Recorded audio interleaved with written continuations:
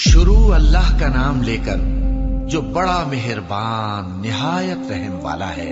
اے نبی صلی اللہ علیہ وآلہ وسلم، اپنے پروردگار کا نام لے کر پڑھو جس نے تمام کائنات کو پیدا کیا، جس نے انسان کو خون کی پھٹکی سے بنایا۔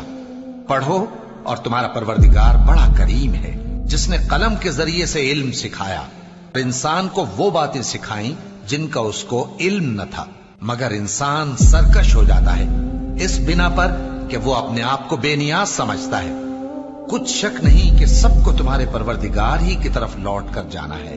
کیا تم نے اس شخص کو دیکھا جو منع کرتا ہے، یعنی ایک بندے کو جب وہ نماز پڑھنے لگتا ہے؟ بھلا دیکھو تو اگر یہ راہ راست پر ہو یا پرہیزگاری کا حکم کرے تو منع کرنا کیسا؟ تو اس کا انجام کیا ہوگا؟